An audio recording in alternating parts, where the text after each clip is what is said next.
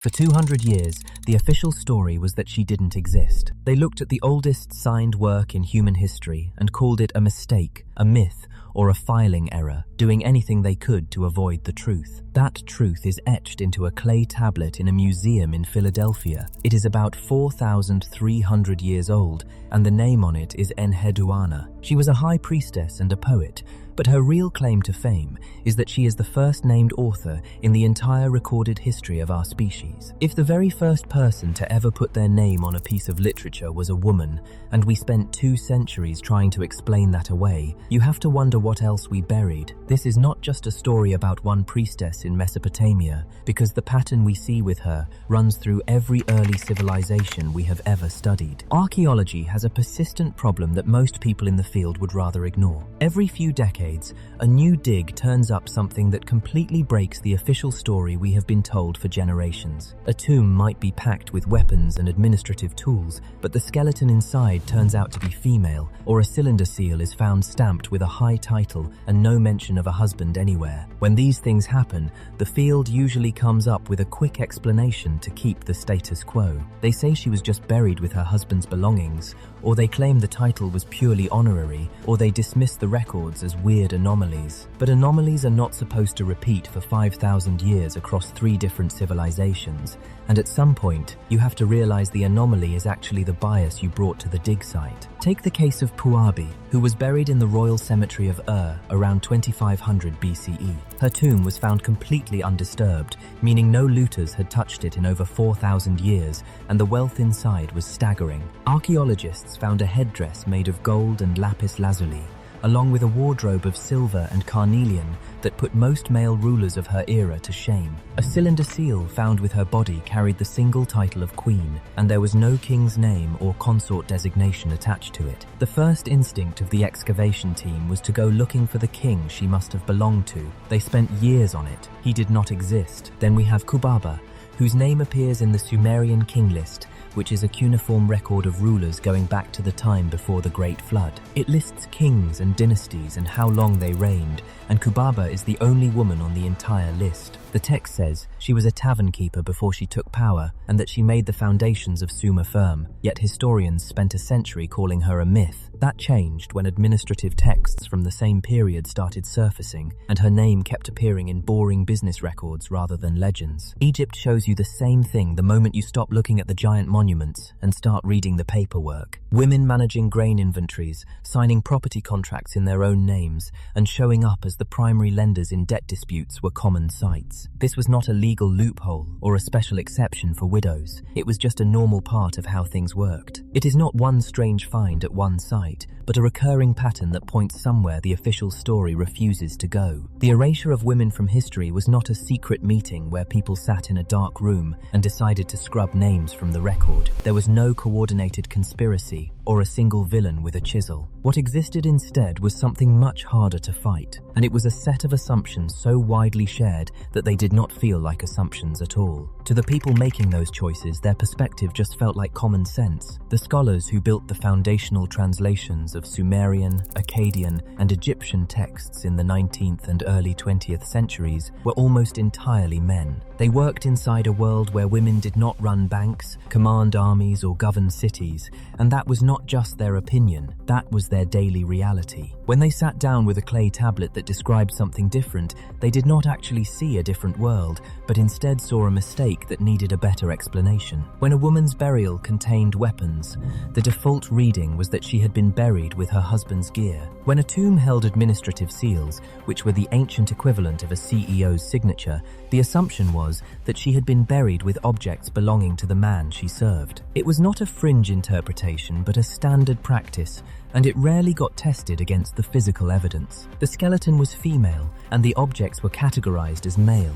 so the record reflected the assumption rather than the burial. The word naditu is the clearest example of how this worked at the translation level. In old Babylonian texts from Sippar, the naditu were women who lived inside temple complexes and ran what amounted to a fully functioning financial sector. They made equity investments in long-distance sea trade, and they bought agricultural land to collect rent in barley and sesame. When their brothers tried to steal their share of the family inheritance, these women hired scribes and took them to court, court, and they won frequently because they could afford better legal representation. Their archives contain hundreds of contracts written in their own names. For decades, Western scholars translated Naditu as a type of priestess with vague religious duties, and the economic function disappeared entirely. What had been a Bronze Age investment banker became something closer to a cloistered nun, which made her spiritually significant but financially invisible. The word did not change, and the documents did not change, but the translation just quietly moved the woman out of the ledger and into the temple. Then there is what happened after the original records were made. Ancient scribes copying earlier texts had their own interpretive habits, and when a female ruler appeared in a document, later copyists sometimes shifted the pronoun. A sole ruler became a regent, or a male consort appeared in the copy who was not in the original. These were not dramatic forgeries, but they were small editorial choices made by people who found the unedited version implausible. Each one was minor, but across centuries of copying, they added up to something that looked like a different history. The system did not require malice to function, it just required a default setting, applied consistently across enough time that the original signal got buried under layers of interpretation. By the time modern archaeology inherited these texts, the interpretation had become the source. The women were still there underneath it all. The contracts were still in the archive, and the seals were still in the ground, and that is where the next part of the story starts. If you pull back the Victorian filter, the record is not just slightly different, but structurally different. It starts in a place most people have never heard of. In Sippar, around 1800 BC, the Naditu women of the Gagum temple complex did not just handle their own finances in a passive way. They structured deals. A merchant heading to Dilmun, which is modern Bahrain, and a major Bronze Age trade hub, would approach a Naditu for capital. She would contribute silver, and he would carry it across the water to return with goods. The contract stipulated that she would receive her original investment back plus 50% of the net profit. If the boat sank or the cargo got stolen, she could include a clause that made the merchant personally liable for her losses. These were not loans with fixed interest rates, but they were equity arrangements with negotiated risk allocation. They were written by professional scribes, witnessed, and stored in archives that survived 4,000 years because they were kept in a permanent structure built for that purpose. In nearly 70% of the surviving Sippar contracts, one or both parties are Naditu women. This was not a minority group, but the majority of the documented economic activity at that site. When their brothers tried to cut them out of paternal estates, which happened often enough that multiple legal cases exist, the Naditu took them to court. They had better documentation and better scribes, and the records show they won more than they lost. The family disputes are worth slowing down on because they are not abstract legal history. These were women suing their own brothers, the same men they had grown up with inside households that had, in many cases, sent them to the Gagum in the first place. The arrangement that created their financial independence was the same one that later tried to revoke it. When a father died and the estate needed to be divided, the brothers moved to claim more than their share. They were apparently counting on the idea that a woman living inside a religious complex would not have the resources or the standing to fight back. They were wrong repeatedly in documented cases. The Naditu had spent years building financial reserves, and they had professional relationships with the most skilled scribes in the city. They knew the legal system from the inside, because they had been operating inside it for decades. The contracts they filed against their brothers were meticulous, and the witnesses they produced were credible. The outcomes, preserved in the same archives that recorded their investment deals, show a group of women who understood that legal standing was not just a right. It was something you had to maintain actively, or someone in your own family would take it from you. That is what got translated as a priestess with vague religious duties. The same pattern shows up the moment you stop expecting to find it only in Mesopotamia. If you move to Egypt, you find a name that rarely appears in popular histories, Merit Ptah. Egyptian records describe her as the chief physician, and that title was not ceremonial. It required formal medical training, carried administrative authority inside the royal court, and put her in charge of other physicians. This was probably around 2700 BC, which means she was practicing formal medicine at the highest highest institutional level, roughly 4,700 years ago. She is the oldest named female physician in recorded history, and yet most people have never heard of her. The Trung sisters are more famous, but the source worth paying attention to is not the Vietnamese oral tradition that preserved their story. It is the Chinese Han dynasty records, which were written by the military that defeated them. Those records confirm that 2 women led a military revolt against Han occupation of Vietnam in 40 AD. They held territory for 3 years and forced the Han Emperor to send a full general with a substantial army to retake the region. When your enemy's own records document your military campaign, the legendary figure argument becomes difficult to sustain. Then there is Hatshepsut and the erasure that came after her. She ruled Egypt for about 20 years, long enough to oversee major building projects and a successful trading expedition to the land of Punt, and she kept the 18th dynasty stable while she did it. After her death, her successor, Thutmose III, had her name chiseled off monuments, her statues smashed, and her obelisks walled up inside later construction. The scale of that is the thing to sit with. You do not spend that kind of labor erasing a figurehead. You do not order workers to chip a name off 30-foot walls because someone held a ceremonial title. The destruction is proportional to the threat, and Thutmose III spent real resources on this because her legacy was real enough to be dangerous. Back in Mesopotamia, temple grain records from multiple cities and periods show women listed as primary administrators of food redistribution. They were not the supervisors of a female workforce doing the actual work, but the administrators themselves. They were accountable for inventory, responsible for distribution during shortages, and named in the records as the decision makers. Food supply in an ancient city was not a soft role. It was a survival infrastructure, and women were running it. The unedited record does not show occasional exceptions to a male-dominated world. It shows a world where female authority over money, medicine, military campaigns, and food supply was built into the operating structure of civilization. Which makes the next question unavoidable: how did we end up with the version we got? The evidence against the cleaned-up version of history was already sitting in the archives when the 19th century started building its own version of the past. It didn't win because it was more accurate, but because it had a specific job to do, which was to make the present look like an inevitability. The Great Man framework is the idea that history moves because of exceptional individual men, mostly kings and generals, but this was never a neutral way of looking at the world. It was built by scholars working in societies that desperately needed a usable past, and if civilization had always been led by men, then the world those scholars lived in wasn't a political arrangement that could be changed. It was just the natural order of things, and once you control how the evidence is read, the history becomes very easy to manage. When Assyriology and Egyptology became formal academic disciplines in the mid to late 1800s, they didn't inherit the raw evidence first. They inherited the framework first, and then organized the evidence around it, which meant that journals, translation standards, and museum practices were all built on the same set of assumptions. Power in the ancient world was expected to look like power in Victorian England, meaning it had to be male, institutional, and hierarchical, so women were pushed to the margins. The result was a kind of narrative architecture that determined what ancient evidence could even mean before anyone sat down to read it. Museums built exhibition halls around kings, and the labels said ruler or commander for male artifacts,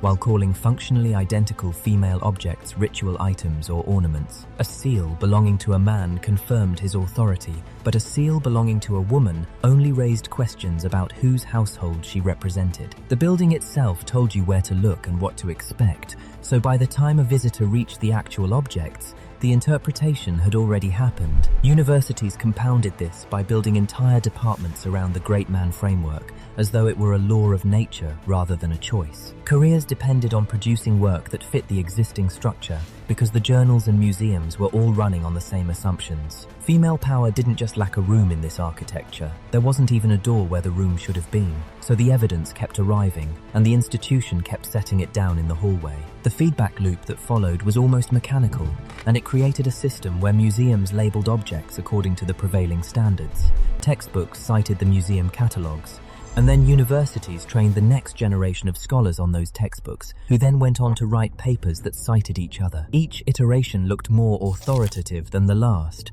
because it had more citations behind it, which meant the error didn't stay the same size. but instead, it compounded over time. Here is a concrete example of how that plays out. Enheduanna wrote hymns where she explicitly claimed authorship in the text itself, yet these were taught as anonymous religious poetry in major university curricula well into the 20th century. This didn't happen because scholars hadn't read them, but because the category of a named female author from 2300 BC didn't have a slot in the existing framework. It wasn't exactly suppression, it was a filing error, where the hymns went into the folder that already existed, because the folder that should have held them hadn't been built yet. Think about what that means. Because she wrote in the first person and named herself directly. The authorship claim isn't something a later scholar had to guess from context. It is sitting right there in the text in her own voice. I am Enheduanna. For generations after her rediscovery, the response from the academic establishment was essentially that they would get back to you on that. Maybe it was a scribal convention, or maybe the name was added by a devotee, and every theory got a hearing except the straightforward one she left on the tablet herself. What that produced across nearly 2 centuries was something close to a perpetual audit. Every other named author in ancient history got to be a named author, but Enheduanna had to keep reapplying for the job. New scholars would arrive and encounter the same evidence, and the question would just restart. The institution didn't say no, it just kept saying not yet confirmed, which produced the same outcome with much better optics. Kubaba ran into the same wall from a different direction. Each time new texts surfaced, placing her in actual governance contexts, the response wasn't to update the framework, but to question the texts. Maybe this was a different Kubaba, or maybe the title was just honorific. The category of a female ruler of Sumer didn't fit the architecture, so the evidence kept getting sent back for more review, instead of being used to renovate the structure. That is the mechanism that did the most damage,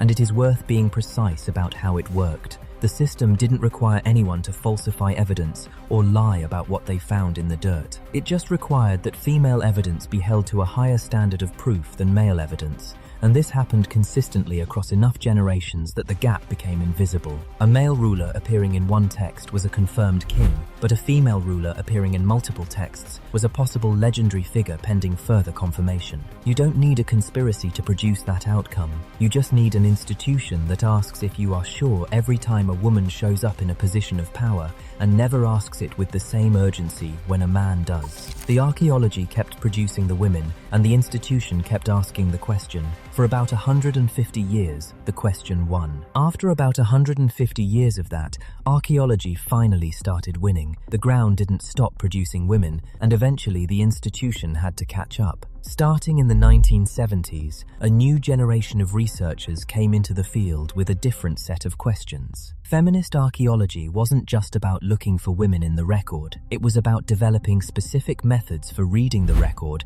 without the Victorian defaults already loaded in. That meant going back to sites that had already been excavated and reopening catalogues that had been closed for decades to see what the physical evidence actually said, without the assumption already baked in. Puabi's tomb is a good place to see what that looks like in practice. When researchers went back to the original records and the physical objects, the conclusion wasn't ambiguous. Her cylinder seal bore her title independently, with no consort or derivative designation attached. The wealth in that tomb wasn't ceremonial overflow from a king buried nearby. It was hers, accumulated and interred as a statement of individual authority. The re-examination didn't find new evidence. It just read the existing evidence without the assumption that a woman's power must be borrowed from a man. DNA analysis turned up something similar in warrior burials across multiple cultures. When researchers started running genetic tests on skeletons catalogued as male-based purely on grave goods like weapons and armor, a significant number came back female. This wasn't just 1 or 2 outliers, but enough to indicate that the male warrior category had been applied based on what was in the ground, not on the body itself. The assumption had been that the science was supposed to do the identification work. The Naditu archives are now fully retranslated, and the picture that came out of that work isn't a group of secluded women with incidental financial activity. It is a functioning credit and investment sector that operated continuously inside Babylonian temple complexes for roughly 300 years. It was staffed almost entirely by women who held the legal standing to sue, own property, and structure complex financial instruments. The Bronze Age had a female-run investment bank, but it just got filed under the word priestess for most of the 20th century. The work is not done yet. There are collections in major museums right now where female artifacts are still catalogued under the names of male relatives. There are translation standards that predate the methodological corrections and haven't been updated. And there are burial sites where the original fieldwork assumptions are still the operative record because nobody has gone back to check. But what has already been recovered changes the entire shape of the story. Civilization wasn't built by a sequence of powerful men with women arranged decoratively around them. It was built by systems, food, finance, and law. And women weren't standing at the edge of those systems. They were inside them, running significant portions of the architecture, and they left records that said so clearly. The evidence was always there, it just kept getting filed in the wrong place. Enheduanna pressed her name into a clay tablet 4,300 years ago, and she wrote, "I am Enheduanna," directly into the text using her own first-person voice. The 2 centuries of academic fighting that followed her rediscovery do not actually tell you anything about her, but they tell you exactly what the institution was built to see and what it was designed to ignore. In the beginning, the big question was what else we had buried alongside her, and the answer turned out to be a functioning credit sector and the oldest named physician in recorded history. We found military commanders with campaigns confirmed by their own enemies and administrators who managed the food supply for entire cities. None of this information was hidden from us, but it was all filed in the wrong place, and some of it still is. That is where the next question starts.